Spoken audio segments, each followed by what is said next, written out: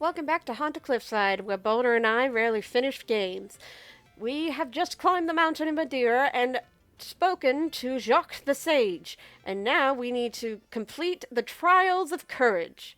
You want to know how we're going to complete the Trials of Courage? We are going to be running away from the monsters. Because the monsters are not worth the fight. Actually, not worth it. So we're going to be playing as Epona right now, and basically running past everything. We are a massive coward. At this point of time, I have run into a lot of technical difficulties with my recording software.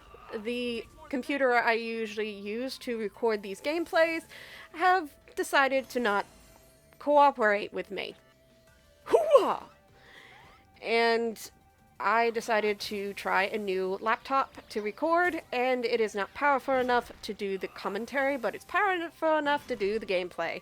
So I'm adding this commentary into the gameplay as we are speaking. I'm sorry, my brain is going 1,000 miles a minute, and it's just hurting right now.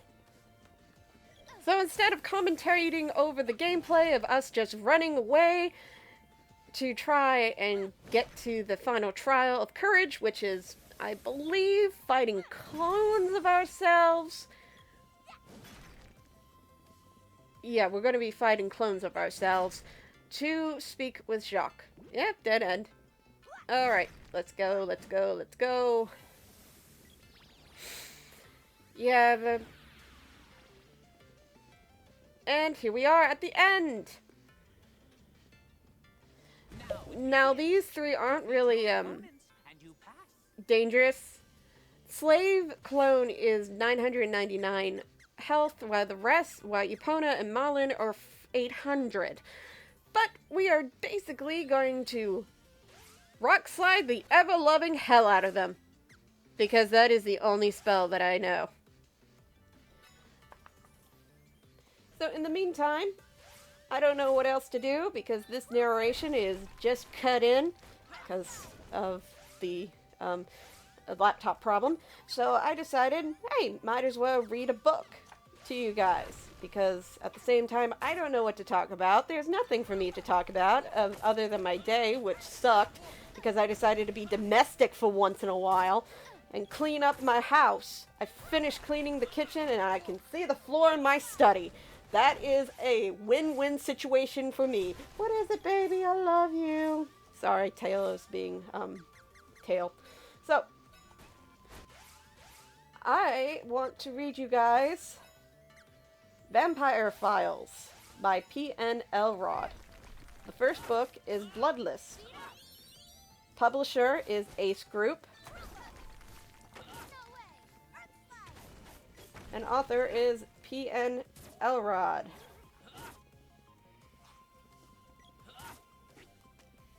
I have a feeling that I'm going to be nobbled off of YouTube because I'm reading this.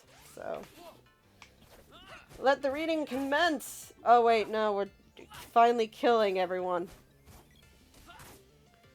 We're almost done with this. Yep, we killed all the clones. Woo! Alright, let's begin. Chicago, summer of 1936. The car was doing at least 40 when the right front fender smashed against my left hip and sent me spinning off the road to flop bonelessly into a mass of thick, wind-blown grass.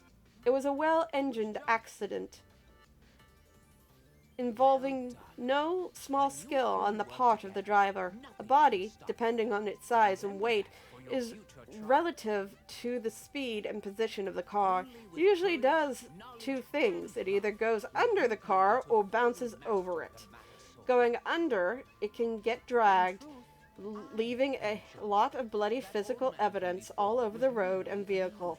If it gets flipped up and over, the driver risks a dented hood and roof, or a broken windshield, or all three. The professional hit-and-run artist knows how to avoid such risks and will try to clip the target with just the front bumper or fender. That way, he has only some scratched paint to touch up, or at most a broken headlight to replace. I had been hit by such an expert. There were minimum pain, though, and that was swiftly receding.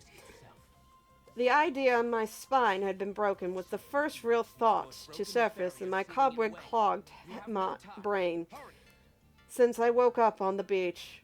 I've been groggy then, with only enough stuff working in my head to shakily stand and blink down at my soaked clothes.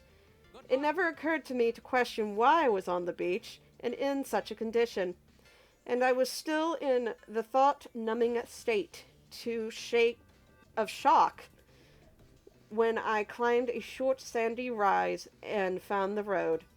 There was no rational decision on what direction to go in. My legs took me left, and I walked. When I heard a car motor rumbling up behind me, I stuck out a thumb and walked sideways. The small dot down the road swelled into a dark green Ford with a big, lumpy-looking man at the wheel. I'm sorry if I'm basically stopping all the time because at this point in time, I don't know if I have autism or it's dyslexia. So there's going to be a lot of pauses and me sounding out a lot of words. Sorry.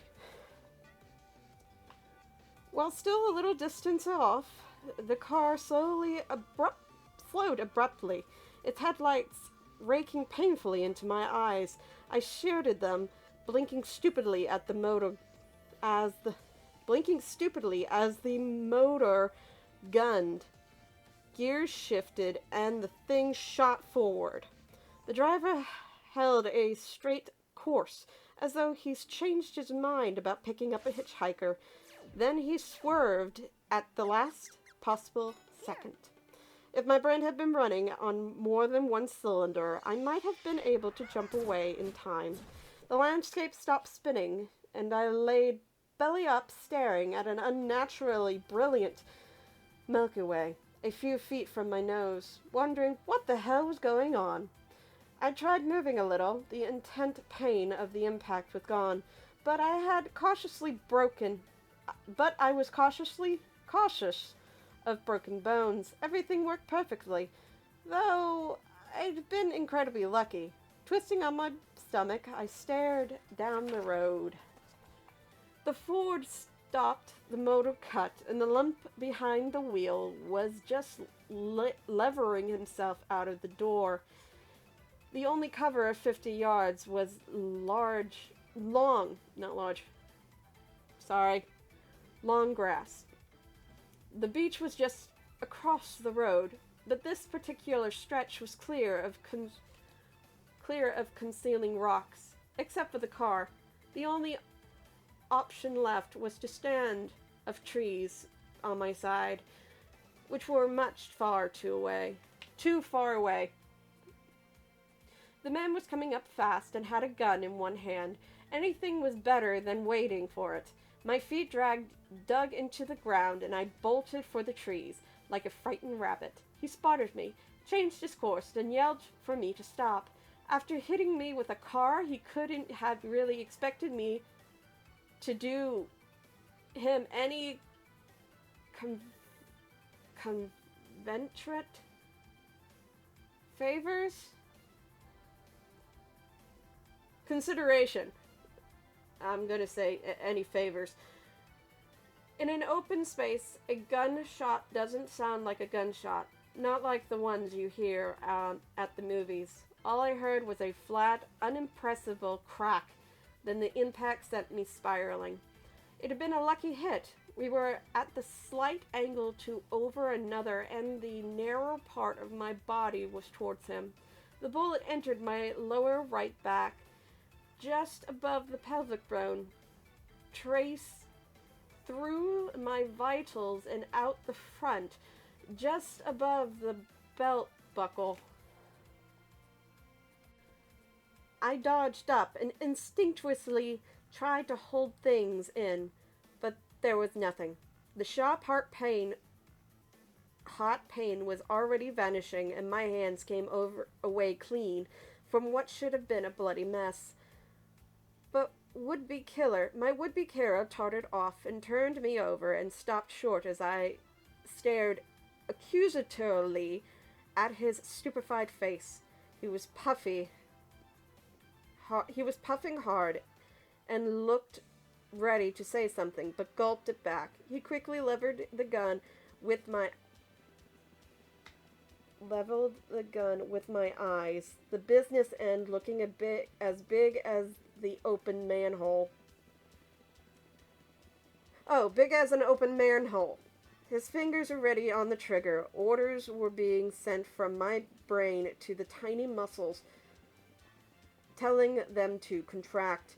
Before they could respond, I grabbed the gun and twisted it out of his hands. His fingers was caught in the trigger guard. There was a soft pop, and he yelped with surprise and pain as one of the bones snapped.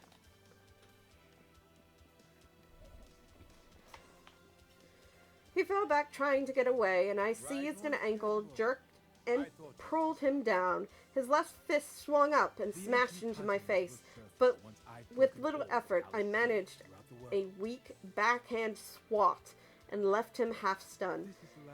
In another second, his arm was pinned to the ground, and he was utterly unable to break free.